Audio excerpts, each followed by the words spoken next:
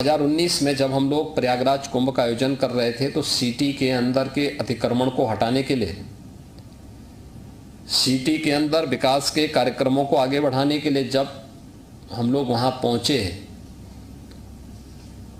तो मैं वहां पर पहली 2-3 बैठक ली। सभी जनप्रतिनिधि मौजूद थे, मंत्रीगण मौजूद थे।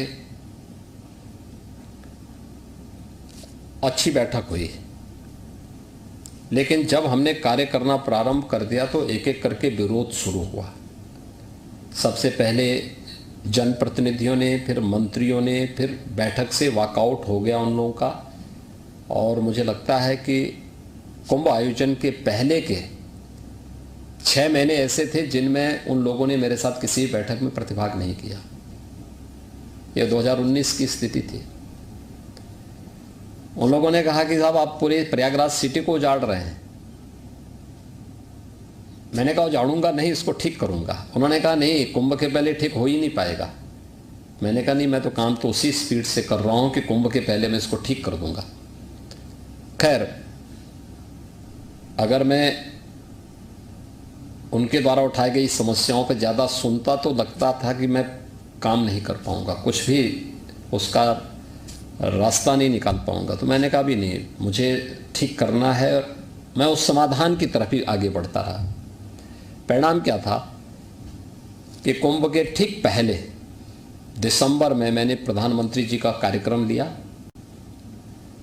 और भव्य तरीके से आयोजन को करके जितने भी प्रयागराज सिटी के डेवलपमेंट के कार्य हुए थे, जब कार्य कंप्लीट हो गए तब वही सभी लोग मेरे बैठक में आए। उन्होंने कहा साहब बहुत अच्छा हो गया प्रयागराज तो, क्योंकि रात भर मैं शाम को जाता था, क्योंकि मेरे बैठक में किसी मंत्री जनप्रतिनिधि को रहना नहीं था, अधिकारियों को रहना था। तो मैं शाम को जाता था यहाँ से, शाम को 6 बजे 7 बजे गया, आराम से बैठक लिया सर्किट हाउस में या मेला कार्यालय में बैठक लिया। बैठक लेने के बाद फिर उनके साथ में डिनर लिया। उसके बाद फिर रात्रि को 12 बजे के बाद फिर मैं निकलता था सिटी घूमने के लिए और सुबह फिर वहीं से अपना स्टेट प्लेन लेकर के लखनऊ वापस आ जाता था। ये मेरा क्रम लगातार चलता था 2019 में। लेकिन जब सिटी की शकल सूरत बदल गई, सिटी में डेवलपमेंट के कार्यों को देखा लोगों ने, तो लोगों के दिमाग में आया कि हाँ, सिटी में कुछ अच्छा हुआ है।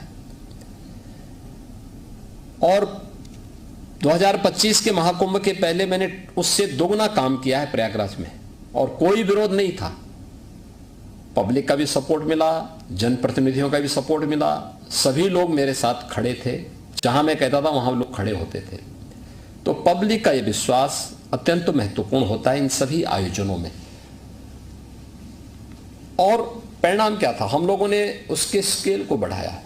जैसे प्रयागराज में हम लोगों ने मेले के दायरे को बढ़ाया। 2019 में जितना था, हमने कहा लगभग इसका दोगुना करने का प्रयास करो। 2000 हेक्टेयर में था, यानी 5000 एकड़ में, तो इसको 10,000 एकड़ में बना दो। पायलट 1 लाख थे तो उसको 1.5 लाख करो। संस्थाएं 6000 थी तो इस बार 8000 आएंगी। 1 लाख टेंटेज थे पहले, 60,000 टेंटेज थे पहले 19 में, इस बार मान के चलो कि 1 लाख से ऊपर आएंगे। पेंटोन केवल 22 थे, उसको 30 किया गया। यानी हर एक के दायरे को बढ़ाया गया। पार्किंग स्पेस 5000 एकड़ में केवल पार्किंग के 6 अलग अलग स्थल हर रूट पे दिए गए थे, जिसमें 6 लाख बसेज और 4 व्हीलर को हम पार्क कर सकते हैं। लेकिन मैं ये जानता था कि कहीं ना कहीं हम लोग चूकेंगे,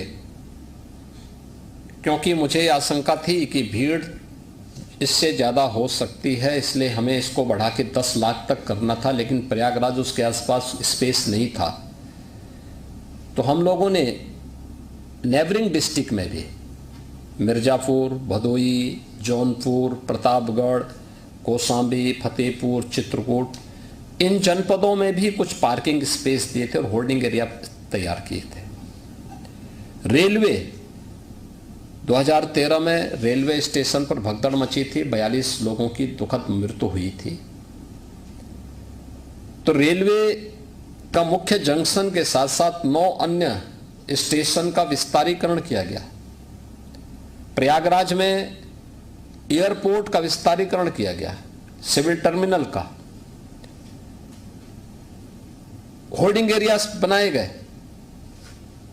रेलवे स्टेशन के साथ साथ बाहर भी, कि अगर बाई चांस किसी रेलवे स्टेशन पर 5 लाख की भीड़ एक साथ आ गई, रेलवे स्टेशन की सामर्थ्य 3 लाख की है, तो हम 2 से लेकर के 5 लाख अन्य लोगों को होल्डिंग एरिया में रोक करके उनके लिए व्यवस्था दे सकें। हमें एक चीज का जरूर ध्यान रखना चाहिए, जब भी इस प्रकार के आयोजन होते हैं 2 चीजों का स्वभाव होता है। देखिए, ये विशुद्ध धार्मिक आयोजन है। इसमें जो भी स्नान करने के लिए आ रहा है, एक श्रद्धा भाव उसके अंतःकरण में होती है, उसके मन में कोई दूसरा भाव नहीं होता है। वो केवल अपने लक्ष्य तक जाना चाहता है और उसकी गति और नदी के जल की गति एक जैसी होती है। अगर आप बहते हुए पानी को रोकेंगे तो या तो उसमें करंट होगा तो उसको तोड़ेगा, और नहीं तो अगल बगल कहीं फैलेगा। अगर आपने उसके लिए उस प्रकार की व्यवस्था नहीं की है तो अगल बगल के क्षेत्रों में जहां वो फैलेगा वहां पे उसका नुकसान होगा। ऐसी भीड़ का कैरेक्टर भी होता है। आप उसको उसकी राह पर उसके गंतव्य तक पहुंचने का मार्ग दीजिए, और जब भी आप उसको उसके गंतव्य के मार्ग पर को बाधित करने का प्रयास करेंगे और उसको अपने लक्ष्य तक पहुंचने में बाधा पैदा होगी, तो वह अगल बगल के क्षेत्र में फिर जैसे ही बिखरेगी, तो अगर वहां पे होल्डिंग एरिया नहीं है तो वहां पे कोई ना कोई स्टैम्पेड होने की खतरे होते हैं। यह अक्सर होता है। लेकिन धार्मिक भीड़ जो सचमुच आध्यात्मिक भावना से उत्प्रोत होती है, वो अत्यंत अनुशासित भी होती है। आपने देखा होगा 28-29 की रात्रि में जो स्टैम्पेड की घटना घटित होती है, यह रात्रि को 1-1:15 बजे से, यानी 1:15 से लेकर के 1:30 बजे के बीच में होती है।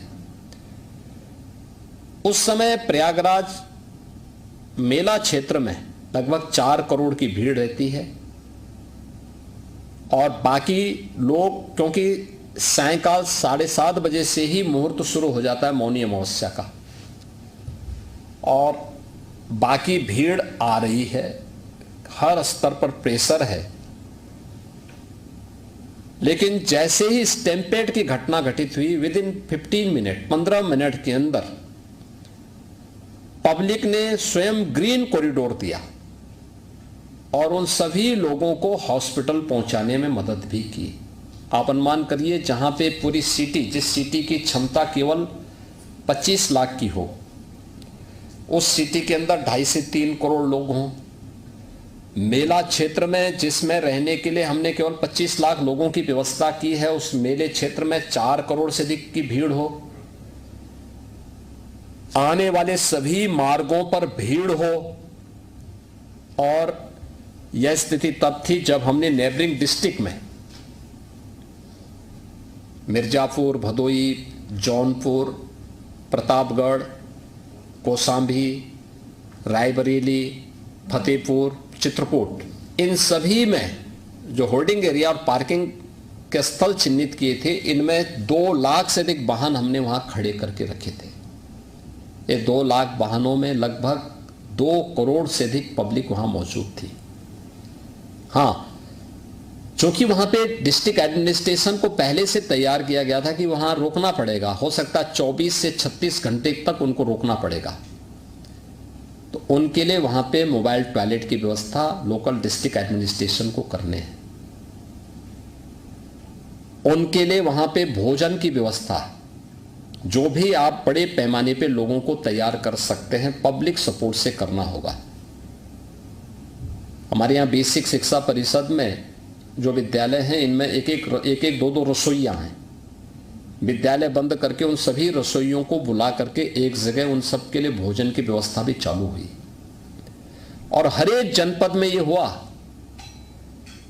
परिणाम था कि 24 घंटे तक हम लोगों ने, यानी 28 की सायंकाल 5 बजे से लेकर के 29 की सायंकाल 5 बजे तक इन सभी लोगों को हम लोगों ने अगल बगल के जनपदों में 2 करोड़ की भीड़ को कंट्रोल करके रखा। और तब जाकर के फिर वे, जब प्रयागराज में, क्योंकि 29 जनवरी को मौनी अमावस्या के दिन मुख्य अमृत स्नान भी था, श्रद्धालु जनों के साथ साथ 13 अखाड़ों का स्नान भी होता है। अखाड़ों का स्नान 2 चैलेंज होते हैं। एक, पहला स्नान कौन करेगा, जिसको लेकर के पहले के कुंभ में मारकाट होती थी, व्यापक झगड़े होते थे। दूसरा, स्नान प्रातः 4 बजे से होना था, लेकिन स्टैम्पेड की घटना के बाद सभी अखाड़े तैयार थे, लेकिन मैंने 3 बजे प्रातः उनसे अनुरोध किया कि स्नान को कुछ देर आपको स्थगित करना पड़ेगा, क्योंकि एक घटना घटित हुई है। घटना पैनिक न हो, इसलिए हमने उसको हॉस्पिटल तो लोगों को पहुंचाया, उनके उपचार भी करवाया, कुछ लोगों की दुखद मौत भी हुई, लेकिन हमने इसको बहुत हाईलाइट नहीं होने दिया पहले, क्योंकि घटना पैनिक न हो। क्योंकि हमारे पास उस समय 8 करोड़ लोग, 8 करोड़ श्रद्धालु और संत उस समय प्रयागराज में मौजूद थे, मेला क्षेत्र में, प्रयागराज सिटी में। इस प्रकार की घटना की पुनरावृत्ति न हो, इसके लिए फिर यहाँ से स्वयं हम लोगों ने कंट्रोल करना प्रारंभ किया। अधिकारीगण मौके पे मौजूद थे, इन चीज़ों को हम लोग लगातार उन चीज़ों को करने लग गए। और फिर उनका स्नान, चूँकि मुहूर्त 29 को पूरे दिन भर था, तो फिर दोपहर 12 बजे तक उनको लिए संगम नोच खाली करवा करके वहाँ पे उनके स्नान की तैयारी की गई। और फिर 3 बजे से 2-2:30 बजे से उनका स्नान प्रारंभ हुआ, 13 के 13 अखाड़ों का और अन्य संतों का। एक प्रेशर संतों का स्नान करने का था, दूसरा श्रद्धालु सकुशल स्नान करके निकल भी सके, यह एक आयोजन था। देखिए, एक विपरीत परिस्थिति में निर्णय लेने की सामर्थ्य विकसित करना एक चैलेंज था। अक्सर होता है जब इस प्रकार की स्थितियां आती हैं तो बहुत सारे लोग हाथ पैर छोड़ देते हैं और ये मान के चल लेते हैं कि अब जो होना होगा देखा जाएगा। नहीं, हमें विपरीत परिस्थितियों में धैर्य से काम लेकर के और उस समय मजबूती से उस चैलेंज को फेस करने के लिए तैयार होना होगा। दूसरा है किस डायलॉग की भाषा, डायलॉग स्थापित करना पड़ेगा हर एक स्टेक होल्डर से, श्रद्धालुजन से, संतों से और अन्य उन लोगों से जो इस पूरी व्यवस्था के साथ जुड़े हुए हैं। एक बेहतर समन्वय के साथ उसको आगे बढ़ाना पड़ेगा। और यह कार्य फिर वहां पर पहले से भी था, लेकिन इसको और बेहतर करके मैंने स्वयं भी बातचीत करना शुरू किया यहां से। तो आयोजन भी हुआ, अन्य आयोजनों को कंट्रोल किया गया, अगल बगल के जनपदों को भी कहा गया कि भाई देखो, जब तक मैं नहीं कहूंगा तब तक आप वहां से किसी को छोड़ेंगे नहीं, रास्ता आप क्लियर करेंगे जिससे यहां से निकलने वाले लोगों को हम बाहर निकाल सके। और रेलवे स्टेशंस की भीड़ को भी कंट्रोल करने के लिए होल्डिंग एरिया के साथ साथ जगह जगह कंट्रोल करने के लिए टीम्स पहले से तैयार थी, लेकिन उसमें और भी हम लोगों को सावधानी बरतनी पड़ी थी।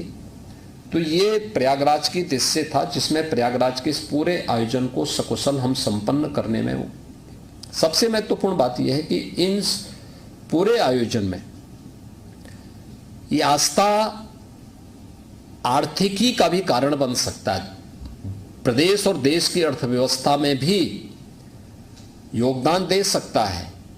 यह मुझे लगता है कि अब तक जिसको हम नज़रअंदाज करते थे, आज वह देखने को वहाँ मिल रहा है। उसका एक छोटा सा उदाहरण मैं आपको दूं।